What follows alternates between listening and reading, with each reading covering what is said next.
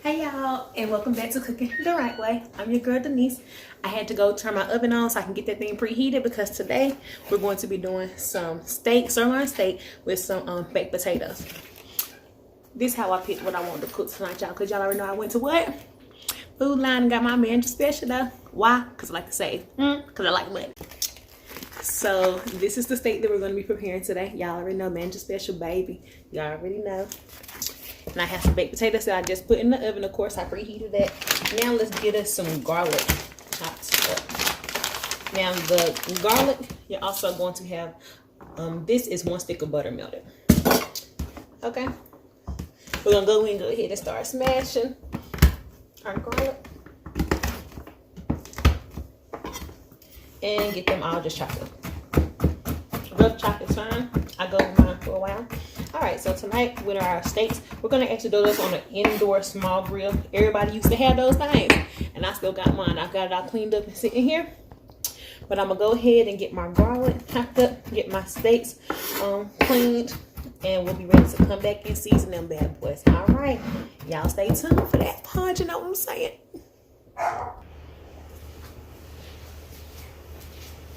So I have the seasonings I'll be using. And I have our chops here. Of course, we need salt, pepper, Italian seasoning. Which one is this? Onion powder, garlic powder. Complete. We'll also use some soy sauce and Worcestershire sauce, but not right now. Okay, so here's our steaks. I'm not going to use a beat. I'm going to use this knife I already had out. I do not like washing dishes, so I'm not going to make no extra ones for myself. And just go through. And you can skip this stuff if you want to and just put some tenderizer on there. Remember, onion powder also acts as a tenderizer, but I'm just going to go in and hit mine a few times on both sides. I also like to do this because it helps the seasonings get in. So, that's one thing. Get my chop. Steak, get it flipped on over. Same thing on this side. And then we're gonna get ready to do our seasonings when we're done. Alright. So here we have our 1 stick of butter and our garlic. I think I used about 5 or 6, I don't really remember, but just throw you in some garlic. Some complete. Some Italian. Some black pepper. You can use the fresh crackers you would like to as well. Onion powder, garlic powder, and literally just a little salt. There you go. Let's get this mixed together, man. Get this all mixed in.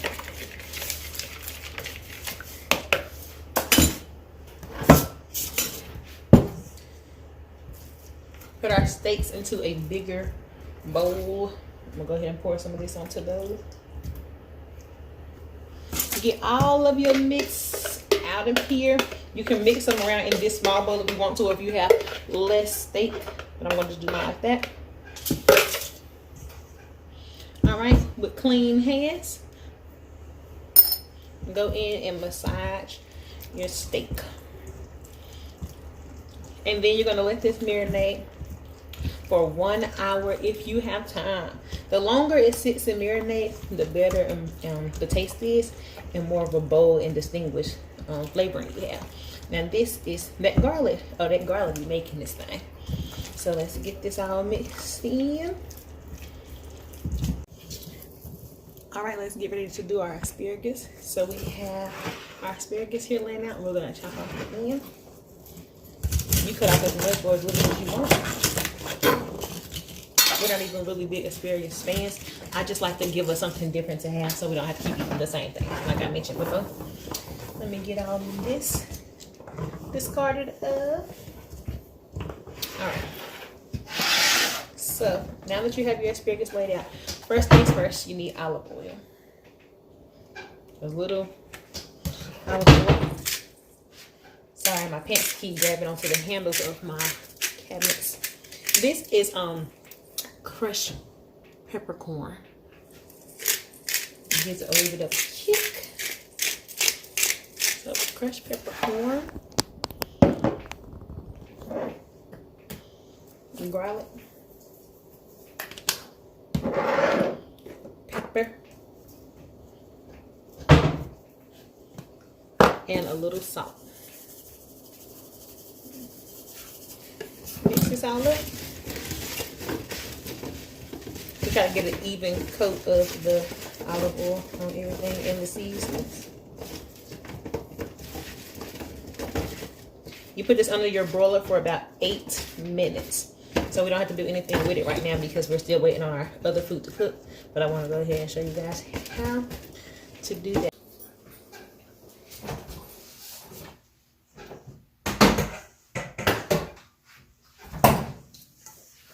All right.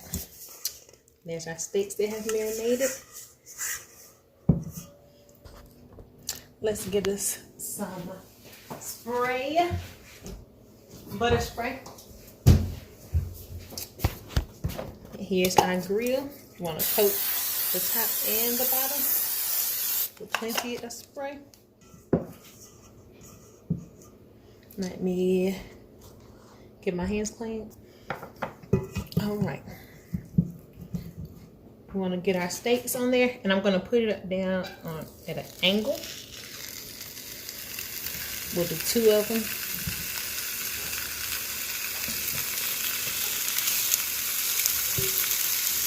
Close my lid.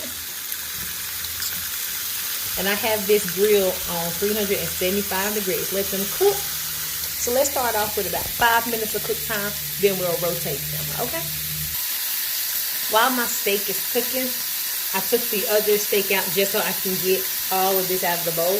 I'm going to put this on the stove with a half of a green onion. Half of a yellow onion. Some beef broth. And we're going to cook this up so it's going to make a butter garlic. Alright, y'all. So, I took the rest of the mix from in here, which was the garlic, butter, and seasoning, and I put it in a pan along with a tablespoon of butter. And I'm going to also put in a few splashes of sauce. I don't know. Y'all might talk about how I say that word too, so bam. And then after this melts down, I'm going to add in some beef broth. And this is going to make a nice little butter sauce for the top of our steak. All right. So there's our steak so far. Only thing we're going to do is shift it. Do not flip them yet. Just shift it so we can get a nice grill mark on the back side as well. But before you put your lid back down, I like to spray again on the top part to make a nice new seal. I ended up adding about a half a cup of the beef broth. Let's sprinkle in a little parsley for color. And this is like I said, a butter garlic sauce, but it's actually just going to be a nice after the fact marinade to keep your steaks nice and juicy until they're ready to be served. Yeah, man. Yeah.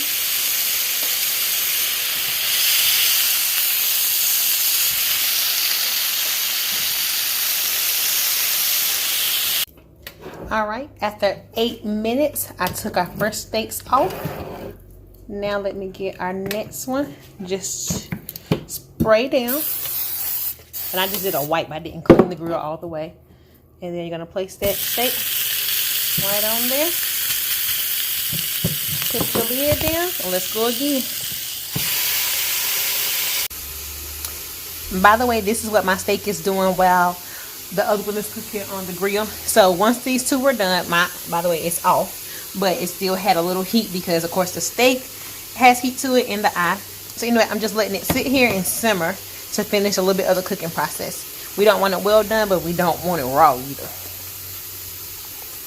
All right. I took out my baked potatoes. I let them cook for an hour. And then in my oven, I have myself some ribs. Now this is just something else that's going with my meal. I'll just let y'all have a sneak peek in on them. This is Kansas style rib.